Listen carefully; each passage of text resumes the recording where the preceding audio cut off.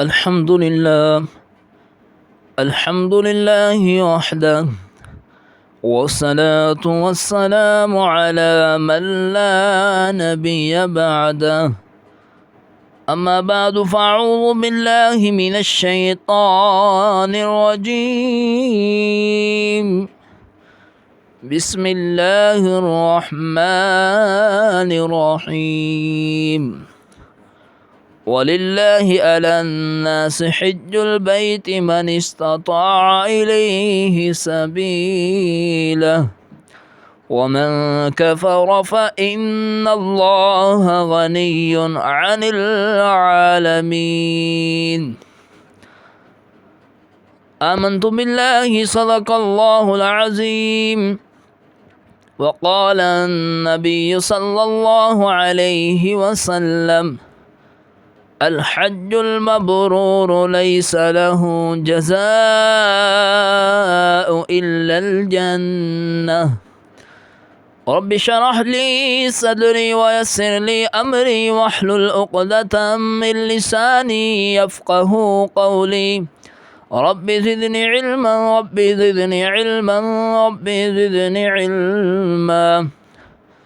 سبحانك لا علم لنا إلا ما علمتنا إنك أنت العليم الحکیم۔ ایک مرتبہ سب حضرات محبت و عقیدت کے ساتھ درود پاک پڑھ لیجئے۔ اللہم صلی علی محمد وعلی آل محمد كما صليت على إبراهيم وعلى آل إبراهيم إنك حميد مجيد. اللهم بارك على محمد وعلى آل محمد كما باركت على إبراهيم وعلى آل إبراهيم إنك حميد مجيد۔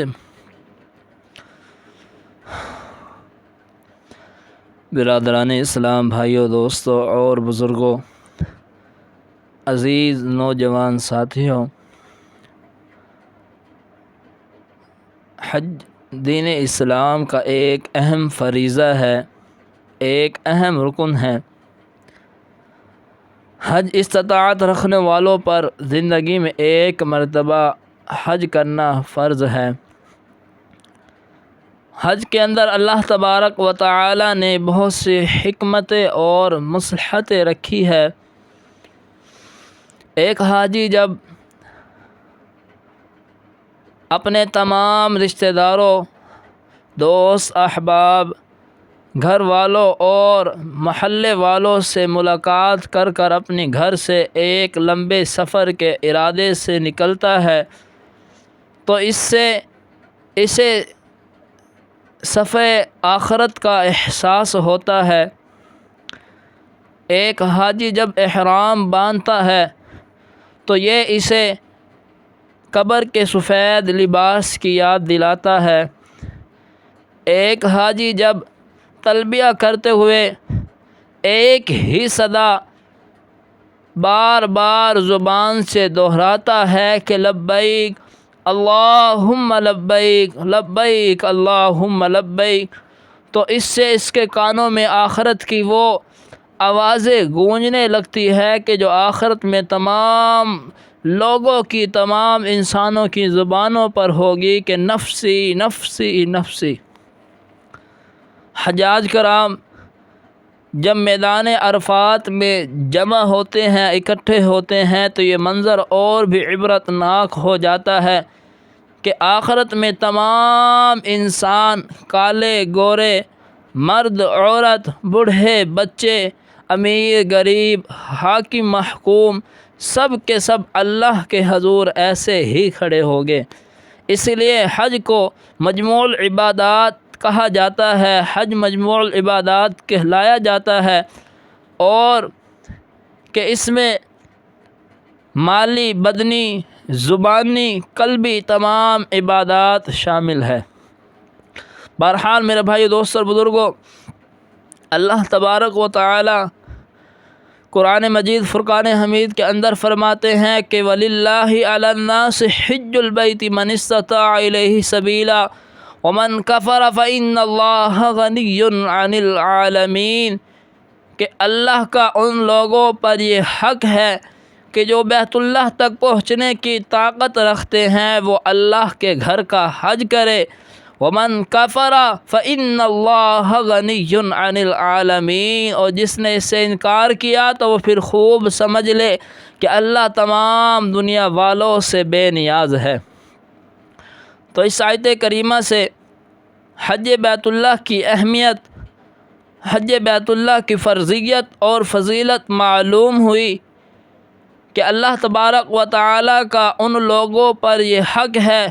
کہ جو بیت اللہ تک پہنچنے کی طاقت رکھتے ہیں، وہاں تک جانے کی استطاعت رکھتے ہیں، اللہ کا ان لوگوں پر یہ حق ہے کہ وہ اللہ کے گھر کا حج کرے۔ اب استطاعت کسے کہتے ہیں؟ استطاعت سے کیا مراد ہے؟ استطاعت کا مطلب ہے کہ مالی طور پر بھی استطاعت ہو، یعنی آنے جانے کے تمام اخراجات اس کے پاس ہونے چاہیے، اور اسی طرح بیوی بچوں کے اخراجات اس کے پاس ہونے چاہیے، اور اسی طرح تندرست ہو، صحت مند ہو، زیادہ بیمار نہ ہو، مریض نہ ہو، اور زیادہ بوڑھا بھی نہ ہو، سفر کر سکتا ہو، یعنی مالی طور پر بھی استطاعت ہو اور جسمانی طور پر بھی استطاعت ہو، تو ایسے بندے پر اللہ کا یہ حق ہے کہ وہ اللہ کے گھر کا حج کرے۔ اور آگے اللہ نے فرما دیا کہ جو بندہ استطاعت رکھنے کے باوجود میرے گھر کا حج نہیں کرتا، فرمایا کہ ومن کفر، جس نے میرے حکم کی تکمیل نہ کی، میرے حکم کا انکار کیا، میرے حکم کو چھوڑ دیا، تو گویا اس نے اللہ کے ساتھ کفر کیا۔ اور فرمایا کہ ومن کفر فإن اللہ غنی عن العالمین، پھر وہ خوب سمجھ لے کہ اللہ تمام دنیا والوں سے بے نیاز ہے۔ یعنی جس نے استطاعت ہونے کے باوجود اللہ کے گھر کا حج نہیں کیا، تو اللہ فرما رہے ہیں کہ میرے اوپر بھی پھر ایسے بندے کی کوئی ذمہ داری نہیں، مجھے بھی ایسے بندے کی کوئی پرواہ نہیں۔ اللہ کہہ رہے ہیں کہ پھر میں بھی ایسے بندے سے بری الذمہ ہوں کہ جس نے میرا حق نہیں ادا کیا، استطاعت ہونے کے باوجود اس نے حج نہیں کیا۔ اسی طرح ایک اور مقام پر اللہ فرماتے ہیں الشہر الحرام بالشہر الحرام الحج اشہر معلومات فمن فرض فیہن الحج فلا رفث ولا فسوق ولا جدال فی الحج وما تفعلوا من خیر یعلمہ اللہ وتزودوا فإن خیر الزاد التقوی واتقون یا اولی الالباب، کہ حج کے مہینے مقرر کر دیے ہیں، اس لیے جو شخص ان میں حج اپنے لیے لازم کر لے تو پھر وہ اپنی بیوی کے ساتھ میل ملاپ نہ کرے، لڑائی جھگڑا نہ کرے، اور کسی قسم کا گناہ نہ کرے۔ یعلمہ اللہ، اور تم یاد رکھو تم جو نیکی کرو گے اللہ اس سے خوب باخبر ہے، اللہ اسے جانتا ہے۔ وتزودوا، اور اپنے ساتھ سفر کا خرچ لے لیا کرو۔ فإن خیر الزاد التقوی، اور سب سے بہتر توشہ تو اللہ کا ڈر ہے۔ واتقون یا اولی الالباب، فرمایا کہ اے عقل مندو، اے عقل مندو، اللہ سے ڈرتے رہا کرو۔ تو اس آیت کریمہ میں میرے بھائی دوستوں اور بزرگوں، اللہ تبارک و تعالی نے حج کے متعلق بہت سی باتیں ارشاد فرمائی ہے۔ پہلی تو یہ کہ حج کے مہینے مقرر ہے، اب عمرہ انسان جب چاہتا ہے کر سکتا ہے، لیکن حج کا مہینہ جو ہے اللہ نے مقرر کر دیا ہے۔ اور پھر دوسری بات اللہ نے یہ بیان کی کہ جو اس مہینے میں اپنے لیے حج فرض کر لے، یعنی تمام اخراجات جو پورے کر لے، تمام تیاریاں مکمل کر لے، تو فرمایا تیسری بات یہ بیان فرمائی کہ پھر وہ اپنے بیوی سے میل ملاپ نہ کرے، کسی قسم کا گناہ نہ کرے، کسی سے لڑائی جھگڑا نہ کرے۔ اور اللہ نے آگے فرمایا کہ تم جو بھی نیک عمل کرو گے، تم جو کچھ بھی وہاں پر کرو گے، یعلمہ اللہ، اللہ اس سے خوب باخبر ہے، اللہ دیکھ رہا ہے کہ تم کیا کر رہے ہو۔ اور آگے اللہ نے فرمایا کہ اے لوگ، فرمایا کہ اپنے ساتھ وتزودوا سامان سفر کا جو خرچ ہے وہ بھی لے لیا کرو۔ مثال کے طور پر اب انسان ایک یہاں سے جو ہے کوئی شخص لاہور کے لیے ہفتے کے لیے جو ہے روانہ ہوتا ہے یا کراچی کے لیے روانہ ہوتا ہے، تو اس کے پاس کرایہ بھی موجود ہونا چاہیے، اور ہفتے اس نے وہاں پر رہنا ہے تو ہفتے کا اخراجات بھی اس کے پاس موجود ہونا چاہیے، اور ایک دو کپڑوں کا جو ہے سوٹ بھی اس کے پاس موجود ہونا چاہیے۔ جب یہ سفر کا خرچ اس کے پاس موجود ہوگا تو سفر میں آسانی ہوگی۔ تو اسی لیے اللہ تبارک و تعالی نے فرمایا کہ وتزودوا، اپنے ساتھ سفر کا خرچ لے لیا کرو، یعنی وہاں پر جو بھی اخراجات ہے وہ تمام تیاریاں مکمل کر جایا کرو۔ اور آگے اللہ نے فرمایا، اللہ اکبر، فرمایا کہ سب سے بہتر توشہ اللہ کا ڈر ہے، اور فرمایا کہ واتقون یا اولی الالباب، کہ اے اللہ کے بندو، اے عقل مندو، اللہ سے ڈرتے رہا کرو، یعنی پرہیزگاری اختیار کر لو، تقوی اختیار کر لو۔ اسی طرح ایک اور مقام پر اللہ تبارک و تعالی فرماتے ہیں وَأَذِّنْ فِي النَّاسِ بِالْحَجِّ يَأْتُوكَ رِجَالًا وَعَلَىٰ كُلِّ ضَامِرٍ يَأْتِينَ مِنْ كُلِّ فَجٍّ عَمِيقٍ، اور تم لوگوں میں حج کا اعلان کر دو، پھر دیکھنا لوگ تمہارے پاس پیدل بھی آئیں گے اور دبلی پتلی سواریوں پر بھی آئیں گے، دور دراز سے تمام راہوں سے لوگ آئیں گے۔ جب حضرت ابراہیم علیہ السلام نے خانہ کعبہ کی تعمیر کو مکمل کر لیا تو اللہ تبارک و تعالی نے حضرت ابراہیم علیہ السلام کو یہ حکم دیا کہ تم لوگوں میں حج کا اعلان کر دو کہ لوگوں، اللہ نے تم پر حج فرض کر دیا ہے، اور پھر جب تم یہ اعلان کر دو گے، یہ منادی کر دو گے، تو پھر دیکھنا لوگ تمہارے پاس جو ہے پیدل بھی آئیں گے، دور دراز سے سواریوں پر بھی آئیں گے، ہر جگہ سے لوگ حج کرنے کے لیے آئیں گے، ہر راہوں سے، تمام اس دنیا کی ہر جگہ سے لوگ جو ہے تمہارے پاس حج بیت اللہ کرنے کے لیے آئیں گے۔ تو بہرحال میرے بھائیو، دوستو اور بزرگوں، احادیث مبارکہ کے اندر آتا ہے کہ اللہ کے نبی صلی اللہ علیہ وسلم نے ارشاد فرمایا بنی الاسلام علی خمس، شہادہ اللہ الہ الا اللہ وان محمدا عبدہ ورسولہ واقام الصلاۃ وایتاء الزکاۃ والحج وصوم رمضان۔ بہت ہی مشہور و معروف احادیث مبارکہ ہے کہ میرے آقا صلی اللہ علیہ وسلم نے فرمایا کہ اسلام کی بنیاد 5 چیزوں پر قائم کی گئی ہے، اور ان میں سب سے اول، سب سے پہلی چیز ہے کہ اللہ الہ الا اللہ، کہ اللہ کے سوا کوئی معبود برحق نہیں ہے، اللہ کے سوا کوئی عبادت کے لائق نہیں ہے، اللہ کے سوا کوئی بندگی کے لائق نہیں ہے، وَأَنَّ مُحَمَّدًا عَبْدُهُ وَرَسُولُهُ، اور حضرت محمد صلی اللہ علیہ وسلم اللہ کے سچے رسول ہے۔ پہلے، سب سے پہلے اس بات کی گواہی دینا، اور پھر فرمایا دوسری چیز، فرمایا وَإِقَامَ الصَّلَاةِ، اور نماز قائم کرنا، وَإِيتَاءَ الزَّكَاةِ، زکوٰۃ ادا کرنا، والحج، حج کرنا، والصوم رمضان، اور رمضان المبارک کے روزے رکھنا۔ تو اس حدیث مبارکہ سے بھی حج بیت اللہ کی اہمیت اور فضیلت معلوم ہوتی ہے کہ جس طرح نماز دین اسلام کا ایک اہم رکن ہے، کہ جس طرح زکوٰۃ دین اسلام کا ایک اہم رکن ہے، کہ جس طرح روزہ دین اسلام کا ایک اہم رکن ہے، اسی طرح حج بیت اللہ کرنا بھی دین اسلام کا ایک اہم رکن ہے، ایک اہم فریضہ ہے۔ اور اسی طرح حضرت ابو ہریرہ رضی اللہ تعالی عنہ بیان کرتے ہیں کہ ایک مرتبہ اللہ کے نبی صلی اللہ علیہ وسلم ہمیں خطاب فرما رہے تھے کہ آپ صلی اللہ علیہ وسلم نے ارشاد فرمایا کہ یا ایھا الناس قد فرض اللہ علیکم الحج فحجوا، کہ اے لوگو، اللہ نے تم پر حج فرض کر دیا ہے، فحجوا، لہذا تم حج کرو۔